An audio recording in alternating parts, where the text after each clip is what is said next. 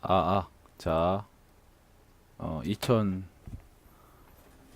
아니지 66회죠. 그죠? 전산회계 1급 기출문제. 실기는 해드렸고요. 이제 이론 10시에 자야 될 사람인데 또 마이크를 또 들었습니다. 자, 안녕하십니까? 실내 이름 이병진입니다. 설민석 강사가 하시길래 저도 한번 해봤어요. 설민석 강사만 실내 이름이 아니잖아. 그죠? 나도 실내 이름. 그지? 자, 동의하지 않으시면 안 들으셔도 돼요. 자, 우선은 전산회계 1급. 여러분들 교재는 전산회계 1급 교재 우리 지금 쓰고 있는 무적 전산회계 1급으로 사용하시면 되고요. 아이콕스 다운 받으셔서 지금 무적 데이터가 없으신 분들은 저는 이제 그냥 한국세무사회 자격시험에서 다운받은 데이터를 가지고 하고 있으니까 그걸로 계속 사용하시면 됩니다.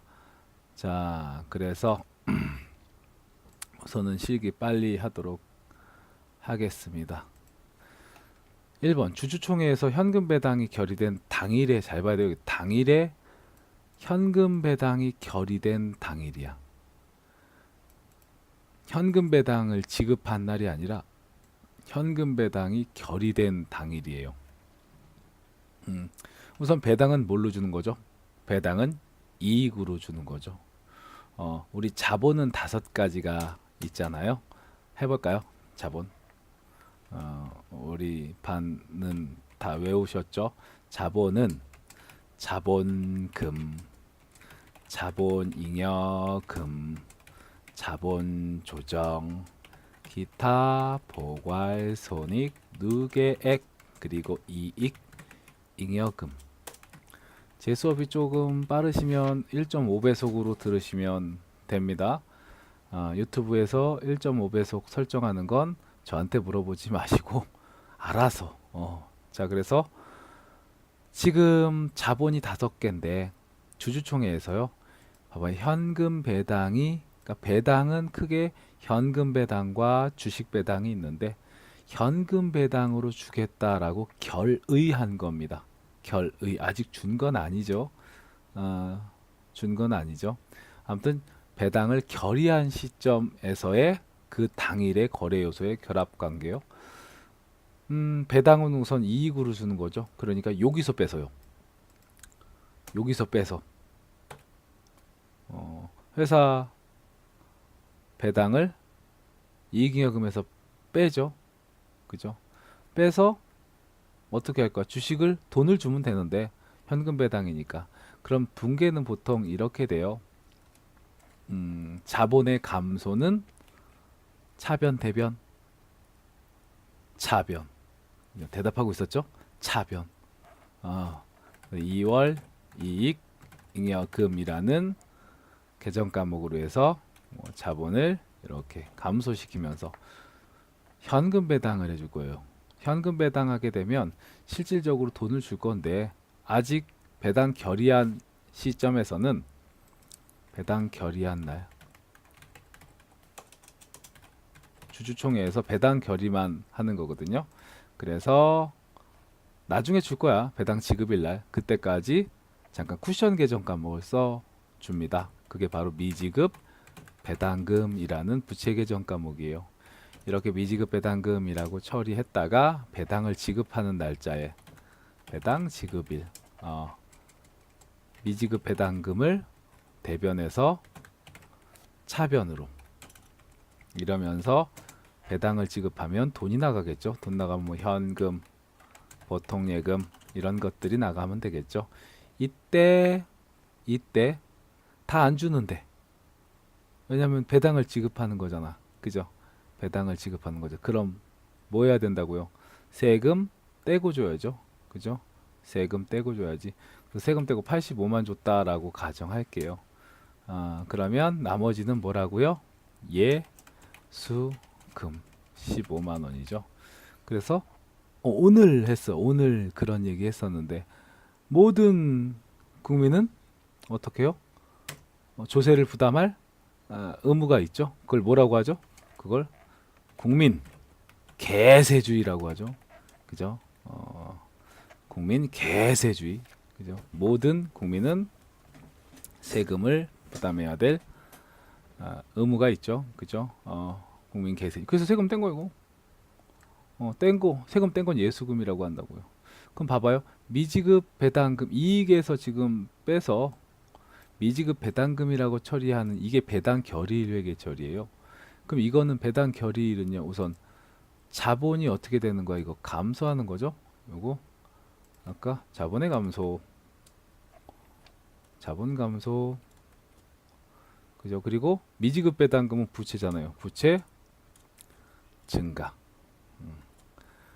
이렇게 되는 거죠. 지금은 배당 결의일회계 처리니까 자본 감소, 부채 증가를 찾으시면 되겠네요. 답은 4번입니다. 2번 결산정리분계에 대한 설명으로 가장 옳은 것은 유가증권인데 시장성 있는 유가증권은 기말 결산 시에 공정가치법에 의해서 평가, 공정가액법이라고 하죠. 그래서 보통 단기매매증권하고 매도가능증권은 공정가액으로 기말에 평가를 하죠. 그 공정가치는 그럼 기말 결산이 현재 종가다. 이게 그 끝나 마지막 종 그런 얘기죠. 뭐 종례 시간 할 때 그 종 죄송합니다. 그래서 그 마지막 종가를 공정가치라고 합니다. 그거만큼을 단기매매증권 또는 매도가능증권 평가이익 평가손실로 평가손익을 내죠. 비유동자산은 사용에 의해서 가치가 감소하게 되고요. 가치 감소액은 정액법만 사용한다. 틀렸죠, 그죠? 비유동자산 보통 이제 비유동자산 중에서도 뭐 유형자산과 무형자산을 얘기하는 거겠죠. 그래서 유무형자산의 감가상각은 정액법뿐만 아니라 정률법, 이중체감법, 연수학계법 등등 기타 합리적인 상각 방법은 다 인정하죠. 그럼 뭐 정액법만 인정한다라는 부분은 뭐냐면 무형자산의 경우도 정액법, 정률법, 연수학계법, 이중체감법 등 합리적인 상각 방법을 써요. 근데 무형자산은 만약에 합리적인 상각 방법을 적용할 수 없다라고 하면 그때는 정액법으로 상각하죠. 3번 부가가치세는 매입세액과 매출세액을 서로 상계해서 선수분계정 과목으로 아니죠. 자, 부가세 매입세액은 매입세 부가세 대급금이라고 보죠. 부가세 대급금 분계를 할 때 매출세액은요 부가세 예수금이라고 하잖아. 부가세 예수금 그죠? 그래서 부가세 예수금하고 부가세 대급금하고 서로 상계할 거야. 상계. 그러면 대변에 있던 부가세 예수금은 상계하면 차변으로 오죠. 100이라고 가정합니다. 차변에 있던 부가세 대급금은 차변에서 대변으로 70이라고 할게요. 그러면 부가세 예수금이 더 크죠. 부가가치 내야 된단 말이야. 이거 내야 되는 거는 지금 내는 거 아니라 다음 달 20 예정 확정 신고 기한 끝나고 난 다음 달 25일까지 내는 거죠. 그래서 대변에 이거를 미지급 세금 또는 미지급 금 뭐 이런 식으로 처리하죠. 그래서 틀렸죠. 선수금이라고 처리한다는 거. 가지급금 가수금 이 거짓 가짜예요. 가지급 가수금 이 임시 계정입니다. 임시 계정은 재무상태표에 표시할 수 없습니다. 기말 결산 시까지 내용이 파악되지 않은 경우 반드시 없애야 돼요. 상계 처리해서. 그래서 답은 1번. 자, 3번 일반적인 재무제표의 계정 과목과 분류가 옳지 않은 것은요. 우선 재고자산은 우리가 판매 목적으로 보유한 자산을 재고자산이라고 불러요. 보통 원재료, 제조기업의 경우 원재료, 제공품, 제품, 상기업은 상품 등이 있고요. 반제품도 있어요. 반제품. 그리고 재고자산의 저장품이라는 게 있어요. 저장품. 요것도 재고자산이에요. 요거 저장품은요, 이제 제품 생산을 할 때 보조적으로 소비되는 어떤 뭐 뭐지 소모성 재료예요. 그러니까 제품의 어떤 실체를 형성하진 않아요. 얘가 딱뭐 제품이다 이렇게 실체가 형성되진 않는데 그러한 제품 생산을 위해서 보조적으로 소비되는 소비성 재료를 저장품이라고 부르고요. 일반 기업 회계 기준에서는 저장품 또한 재고 자산으로 분류합니다. 건설 중인 자산은 우선 유형 자산이죠. 유형 자산, 건설 중인 자산. 답은 2번이 되겠네요. 장기 제품 보증 부채, 우선 장기가 들어가면 비유동, 그죠? 그리고 제품 보증 충당 부채, 부채죠, 그죠? 비유동 부채. 매도 가능 증권 평가 손익이요. 매도 가능 증권 평가 손익, 이익인데 이익 아닌 이익 같은 너, 손실인데 손실 아닌 손실 같은 너, 요게 기타 포괄 손익 누계. 자, 그래서 기타 포괄 손익 누계는 이익인데 이익 아닌 이익 같은 너, 손실인데 손실 아닌 손실 같은 너, 뭐 이런 식으로 얘기했죠. 해볼까요? 자, 이익인데 이익 아닌 이익 같은 너, 손실인데 손실 아닌 손실 같은 너. 자, 잘 됐나 모르겠네요. 자, 아무튼 요게 기타 포괄 손익 누계죠. 매도 가능 증권 평가 손익. 4번 회계 정보의 질적 특성인 신뢰성과 직접 관련성이 적은 것은 요것도 잠시만요. 자, 회계 정보의 질적 특성, 신뢰성 두 가지가 이제 목적 적합성과 신뢰성이 있죠. 회계 정보의 질적 특성, 목적 적합성과 신뢰성. 두 개는 보통 목적 적합성이 높으면 신뢰성이 하락하고요. 거꾸로 신뢰성이 높으면 목적 적합성은 하락합니다. 그래서 목적 적합성의 세 가지 하부 속성 뭐였죠? 예측 가치, 피드백 가치, 적시성에 대한 얘기 했었죠. 그리고 신뢰성은 검표 중, 검증 가능성, 표현의 충실성, 그리고 중립성. 그래서 신뢰성은 검, 표, 중. 검표 중에 까불다가 그 검표하는 기계에 손이 찍혀서 피가 났죠. 그래서 이렇게 얘기하는 거예요. 얘 피가 적색이야. 얘 피적. 그래서 검표라는 게 이게 검표죠. 검정 고무신에서 검표하겠습니다. 지금 예전에 기차 이렇게 예전에 기차 탈 때는 이렇게 차장님이 검표를 했어요. 검표. 그래서 네가 실제 정말 표를 끊고 탔냐? 내가 신뢰할 수 있게끔 검표를 하겠다. 표를 보여다오. 이게 검표 중이죠. 그죠?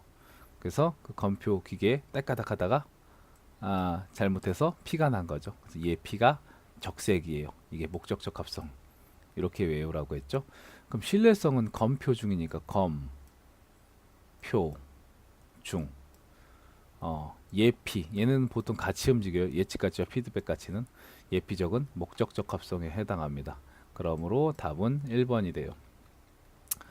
자, 5번. 다음 중 손익계산서 작성에 영향을 주는 거래는, 자, 우리 자기 주식 자본과 관련해서 자본금, 자본잉여금 있죠? 자본잉여금.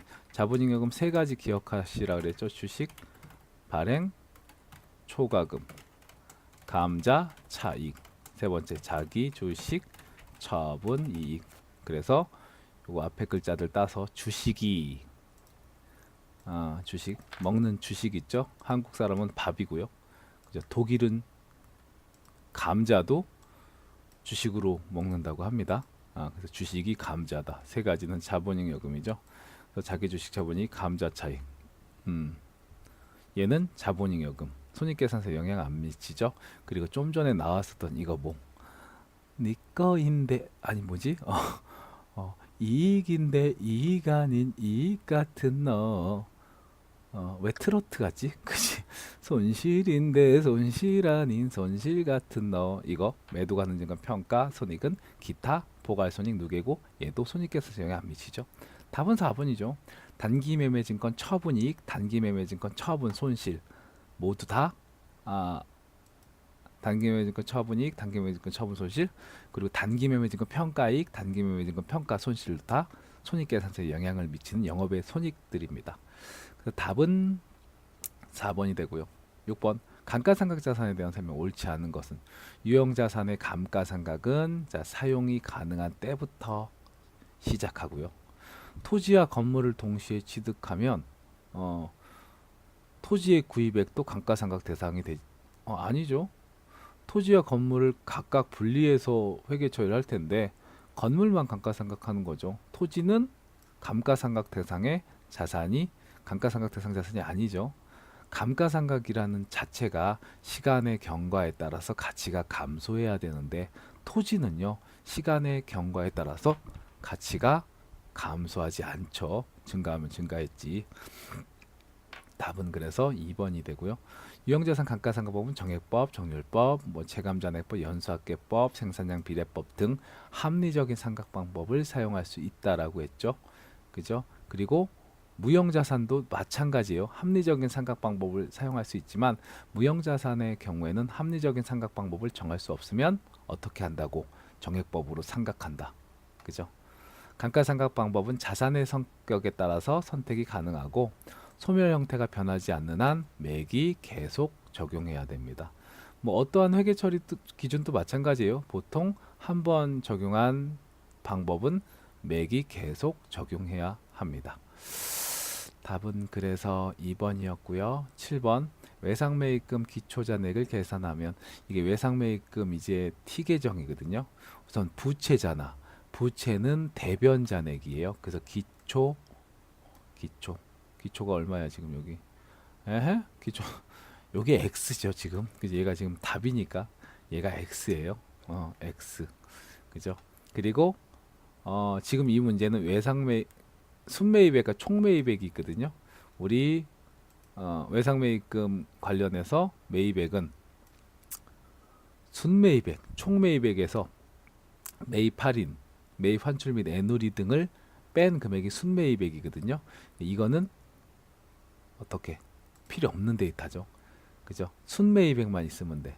이거만큼 400만큼 더 하는 거야. 그럼 여긴 얼마가 되냐면 400 플러스 X가 돼요.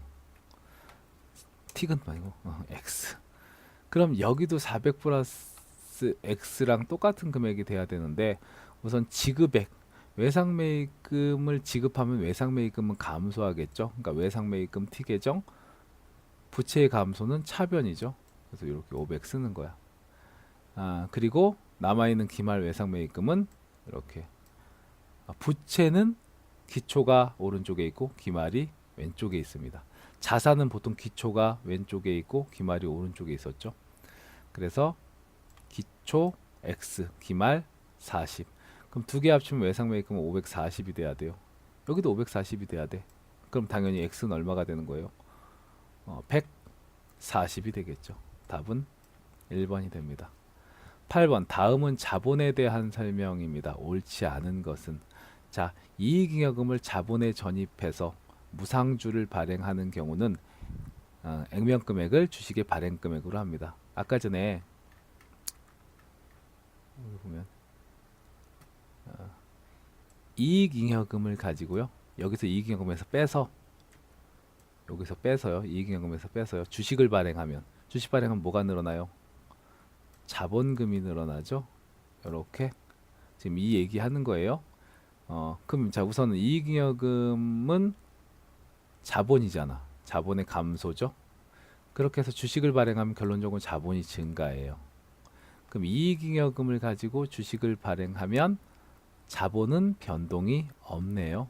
그죠?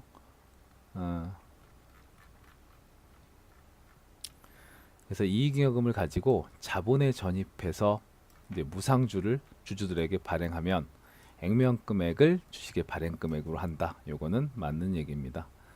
그리고 기업이 자기가 발행한 주식을 취득하는 건 자기 주식이라고 부르고요.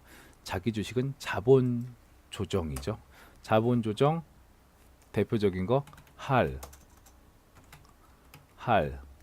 배, 감, 자, 그리고 미였죠. 그죠? 할 뭐야 할 주식 할인 발행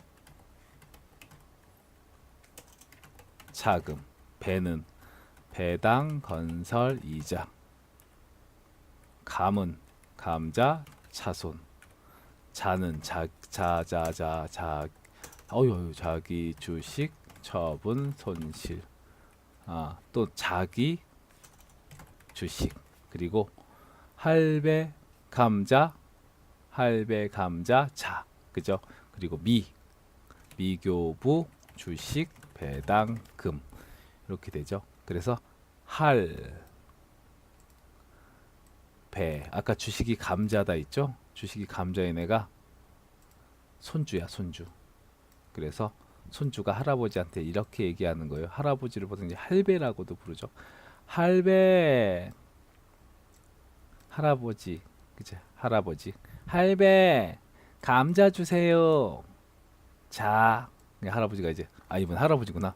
자 할배 감자 주세요. 그러니까 이제 할아버지가 자 먹어라. 할아버지가 봐봐 아이가 자기 감자만 먹어요. 줄 게 없어 감자밖에. 그러니까 마음이 어떨 것 같아요? 미안하지. 그래서 미안하다 미교부 주식 배당금 이런 것들이 자본 조정인데 할배 감자 자 이런 애들은 자본의 차감할 자본 조정이고요. 미교부 주식 배당금은 자본의 가산할 자본 조정이라고 불러요. 그래서 자본 조정 자기 주식은 자본 조정으로 처리한다. 3번 자기 주식의 처분 금액이 장부 금액보다 큰 경우 자기 주식 처분 이익으로 해서 자본 잉여금으로 회계 처리한다. 봐봐요. 자기 주식의 처분 금액이 장부 금액보다 크다고요? 자기 주식 만약에 100원 주고 샀다고 할게요.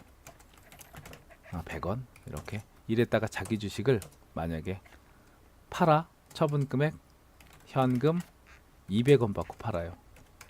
자기 주식 장부 금액은 100이고요. 100은 뭐라 그래요? 자기 주식 처분 이익이라고 부르죠. 자기 주식 처분 이익은 자본 잉여금에 해당하죠. 이렇게 처리합니다.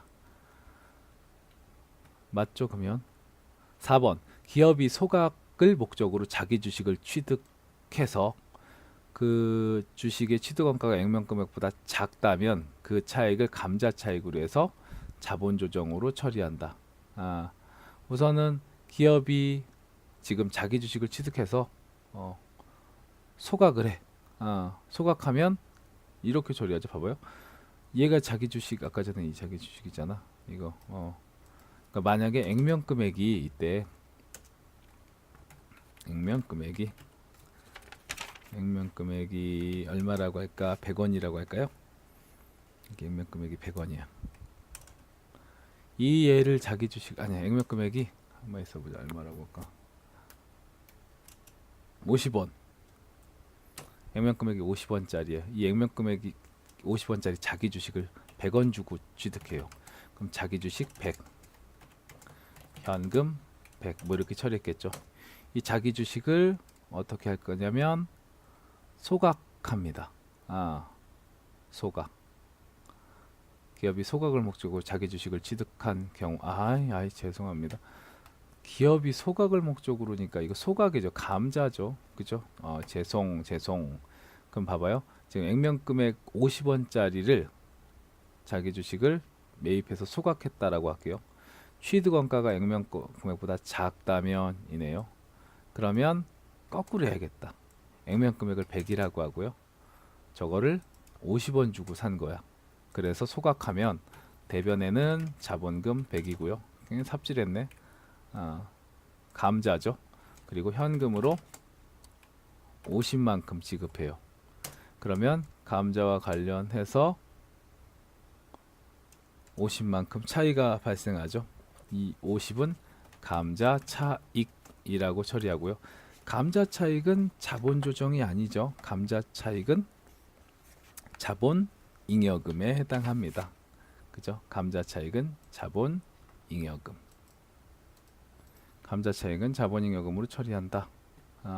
개별원가 계산, 종합원가 계산과 개별원가 계산 중 개별원가 계산이죠. 개별원가 계산 선박, 비행기 제조에 적합합니다. 제지업은 보통 종합원가 계산이 소품종 대량 연속 생산. 모든 제조 원가를, 그러니까 이거 제지업은 적합하지 않다는 거 맞죠? 모든 제조 원가를 작업별로 직접 추적이 가능하다. 개별원가 계산은 자 원가를 어떻게 계산하냐면 직접 재료비, 그리고 직접 노무비, 그리고 직접비로 추적할 수 없는 걸 제조 간접비, 이렇게 원가 계산을 하죠. 그래서 모든 제조 원가를 직접 추적할 수 있다는 건 오답이 되겠네요. 자, 작업 원가를 표를 사용하죠. 우선 개별 원가 계산은. 그리고 핵심은 뭐라고 했죠? 제조 간접비를 배부하는 게 개별 원가 계산의 핵심이라고 했죠.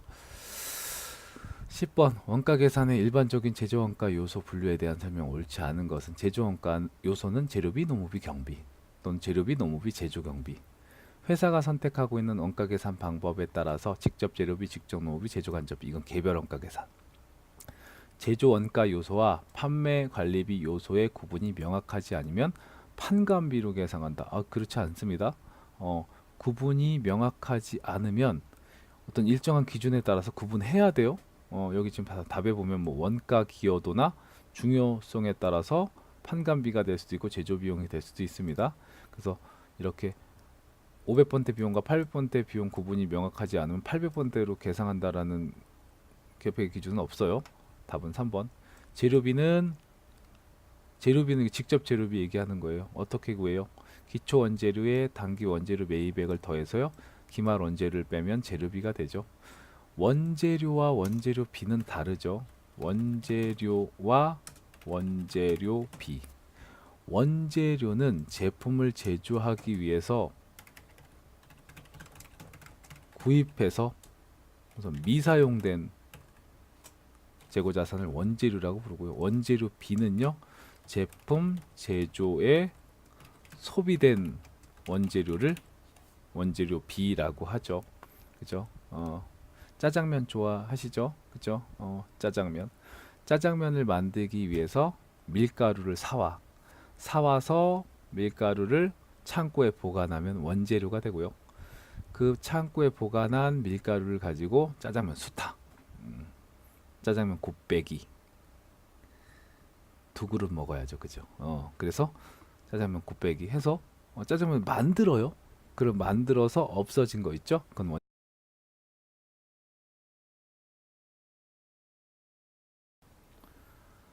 자, 다 했는데 또 11선 나이씨 말도 안 나오네. 진짜 열받아. 11번부터 또 이게 녹음이 안 됐어요. 나 울었어 지금 여기서. 너무 짜증나서. 아니 왜 꺼져? 왜 꺼지냐고. 어?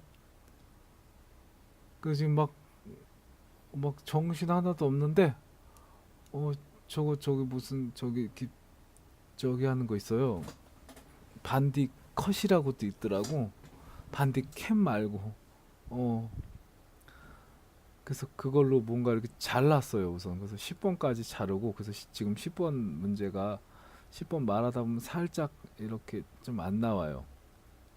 그래서 우선 11번부터 다시 해야 돼. 나 오늘 한 회차까지 더 하려고 했는데 못할 것 같습니다. 그래서 이거 하고 여기 이렇게 붙이는 게 있더라고요. 또 사래. 나 진짜 반디 컷이고. 아, 어, 그래서 아무튼 요거 하고 다시 요거 먼저 올려드리고 여기 이렇게 붙여갖고선 우선 올려드릴게요. 제공품을 구성한 이거 금방 내가 이거 문제 풀면서 했었던 것들이거든요. 다 지워야 돼. 다시 해야 돼. 자, 그래서 우선은 직접 재료비, 직접 노무비, 노미 말고 노무비, 제조 간접비. 간단하게 할게요. 그래서 우선 직접 재료비는 10,000원이고요. 그리고 직접 노무비는 A라고 놓을게요. 그리고 제조 간접비는 50,000원이야. 지금 뭐라고 얘기하냐면요. 직접 노무비가 가공비의 20%래요. 이걸 가지고 식을 세우는 거야. 그럼 직접 노무비 A가 가공비 직접 노무비와 제조 간접비를 합쳐서 가공비라고 하죠. 가공비 50,000원 더하기 A의 몇 프로라고요? 20%래요. 이게 식이야. 그러면 A는 50,000원 곱하기 20%, 50,000원 곱하기 20%와 또 A 곱하기 20% 이렇게 계산하면 결국 A는요 50,000원 곱하기 20%면 10,000원인가? 더하기 A 곱하기 20% 0.2A죠. 20%니까 0.2A.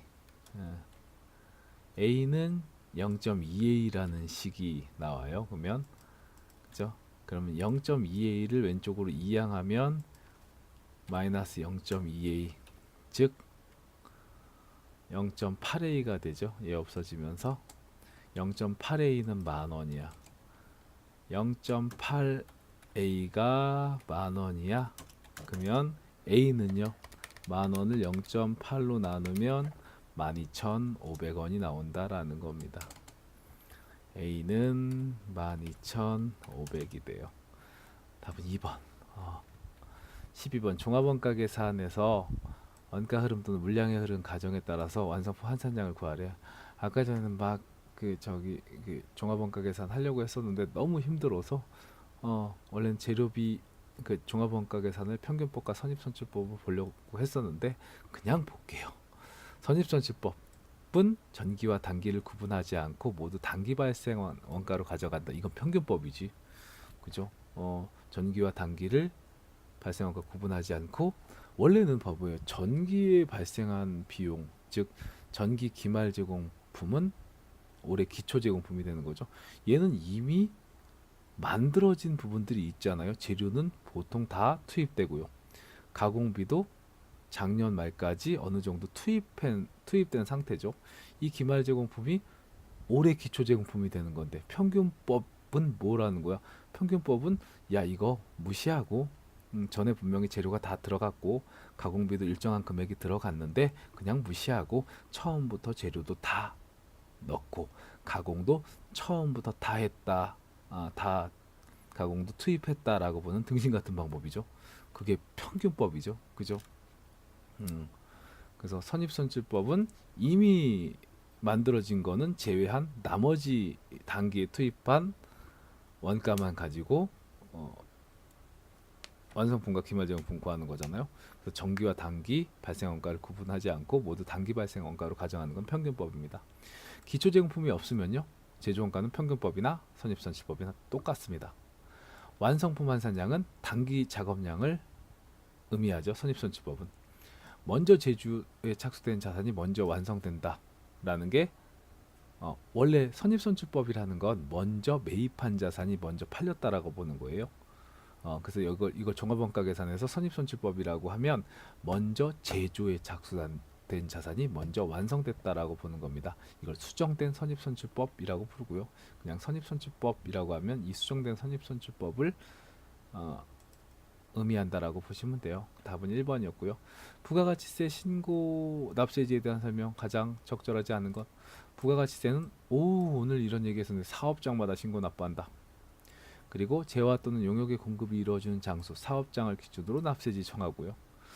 두 개 이상의 사업장이 있는 경우는 주사업장에서 총괄 납부할 수 있어요. 주사업장에서 납부만 총괄할 수 있죠. 대신 신청해야지. 주사업장 총괄 납부를 신청해야 됩니다. 그죠? 신청 없이 요게 틀린 거죠. 사업자 단위 과세 사업자는 사업자 등록도 본점 등의 등록번호로 단일화하고 세금 계산서도 하나의 사업자 등록번호로 발급하죠. 이게 사업자 단위 과세 제도입니다. 답은 3번이고요. 부가가치세 과세 표준이요. 아우, 금방 했던 걸 다시 하려니까 토날 것 같아요, 진짜. 자, 매출액에서요. 매출 할인, 매출 환입 및 애누리 뺀 거. 이게 기업회계 기준에서 순매출액이죠. 부가가치세법 과세 표준에서도요. 매출액에서 매출 할인, 매출 환입 및 애누리는 부가가치세 과세 표준에서 빼게 됩니다. 근데 이 판매장려금 우리가 물건을 많이 팔았어. 그래서 만약에 1,000만 원을 팔았어 이렇게 1,000만 원. 근데 이 1,000만 원을 우리 많이 팔아주니까 야 너네 우리 회사 거 많이 팔아줬어. 그래서 내가 장려금 지급할게 해서 50만 원을 줬어요. 그럼 실제 봐봐요. 요거만 가지고 봤을 때 물건 1,000 팔았는데 판매 장려금을 50을 주면 결론적으로 우리 회사는 1,000만 원에서 50 빠진 950이 들어오는 꼴이잖아요. 그죠? 그러면 저 50만 원 판매 장려금을 과세 표준이죠. 이게 지금 매출액이 과표잖아. 과세 표준에서 판매 장려금을 뺄 거냐라는 거야. 우선 부가가치세법에서는요. 이러한 판매 장려금뿐만 아니라 하자보증금, 판매 장려금, 대손금은요. 과세 표준에서 빼지 않습니다. 우선 그렇게 기억하세요. 그래서 과세 표준에서 공제하지 않는 거 세 가지 기억하셔야 돼요. 하자보증금, 그리고 판매 장려금, 그리고 대손금. 그래서 하시대장님, 하대장은 과세 표준에서 공제하지 않습니다. 그래서 시험에 만약에 하대장 이런 거 나오잖아. 하대장 나오고 1번 하자보증금, 2번 판매 장려금, 3번 대손금. 문제를 읽지 않아도 답은 다음 4번이야. 요거 이외의 게 답이에요. 또는 이런 것들이 하나가 나왔어. 그럼 그게 답이야. 오케이. 그래서 매출액에서 매출 할인, 매출 환입 및 애누리를 뺀 거 부가세 과세 표준 빼면 되고요. 판매 장려금은 과세 표준에서 차감하지 않기 때문에 공제하지 않기 때문에 얘는 여기서 신경 쓸 필요가 없다는 거죠.